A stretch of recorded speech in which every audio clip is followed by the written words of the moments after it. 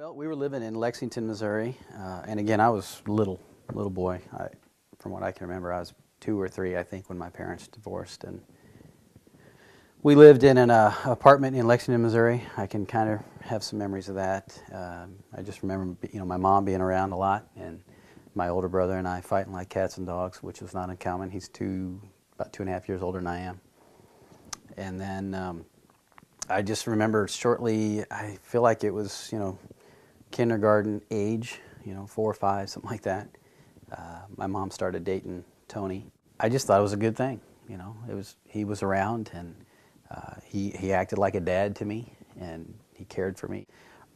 Yeah, I don't remember any kind of antagonistic stuff between the two of us early on. It was like, oh, okay, you like my mom, and you're a cool guy. I did kindergarten in Lexington, Missouri, and after kindergarten that summer,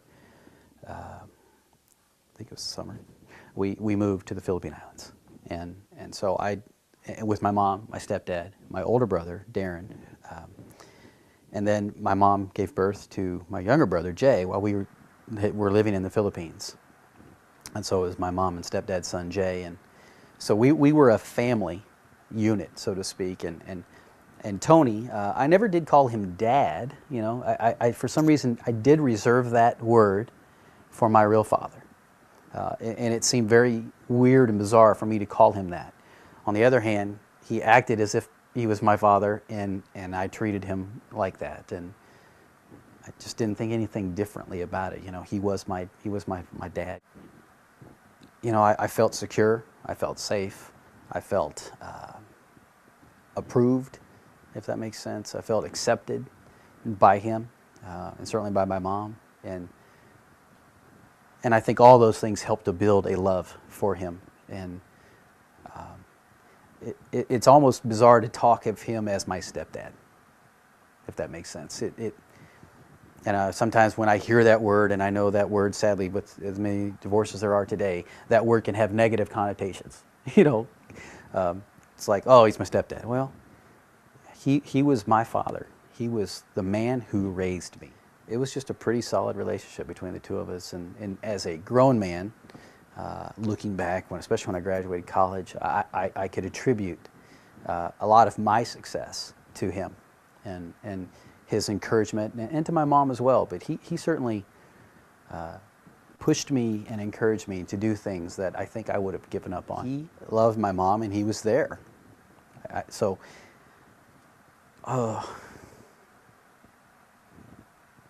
He was there, and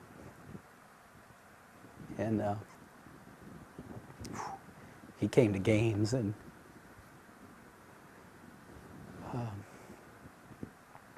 I think when I expressed interest, fast forward a lot of years there, but when I expressed interest in high school to fly airplanes, and that set off something in him, like, okay, this is going to be a goal for the two of us. And so he would write letters of recommendation. I had to have so many letters of recommendation. I had to fill out so many applications, just for college as well as the Air Force Academy. And he would take me to my interviews that I had to go to for those things, interviewing with the congressman's staff or whatever. And I just, looking back, he was just there all the time. And he'd write letters for me, and I'd kind of go, Who's that letter about? That's about you. And I'm like, I'm not that good. He was a gifted writer, but that just helped me understand how much he believed in me. Several years ago, in 1998, he had, I guess it's called quintuple bypass surgery. I don't know if that's the correct.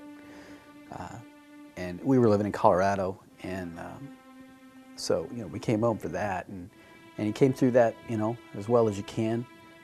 But I don't know if it was before or after that, but he became diabetic, and the diabetes was pretty intense for him. Ultimately, it took both his kidneys. He had a lot of stuff going on medically that the doctors work on one thing, well, that would cause problems on the other thing, and it was just this puzzle that nobody really could solve. And so he had surgery. They led him to believe, we all thought, that my mom donating a kidney to him would be just this revolutionary thing for his health. His body didn't necessarily reject the kidney, it just wasn't receiving it well. And the long and short of it is his heart was never strong enough to, I guess, basic understanding is to give the blood that the kidney needed to function correctly. Emotionally, he plummeted for a while there. And then there was talk of a heart transplant. And I think that elevated his emotional side, you know, his spiritual side too. Was like, okay, you know, this can happen. And then he got told by the doctors that you can't survive a surgery. So we're not going to do a heart transplant. And I think from that point, I remember sitting there when he took that call.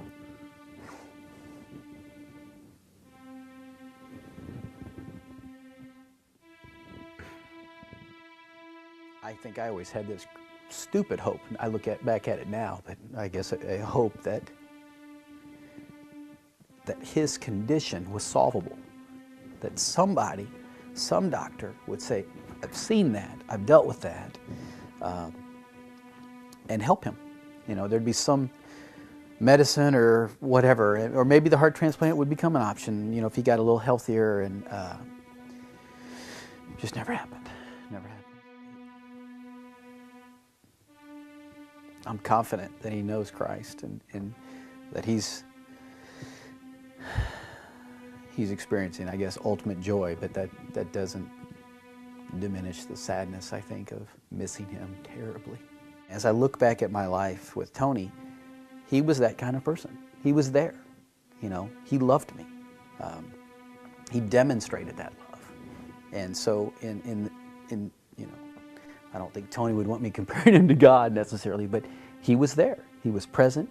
He wanted to be a part of my life. He cared for me. And those things equate to a love that says unconditionally, you know what? You're going to fail, you're going to make mistakes, but I love you. And I'm sticking around. And I'm here. And that was huge to me, you know. I didn't understand it as a 5-year-old. Certainly didn't care about it as, you know, 14-year-old. As a 20 and 30 and now 40-year-old person, it's like, wow. You know, I guess what I'm saying is he could have just been a stepdad that said, I'm just going to love your mom and we'll deal with you till you go. And he didn't do that. I did not feel like a stepson. I don't know how else to say that. I felt like his son.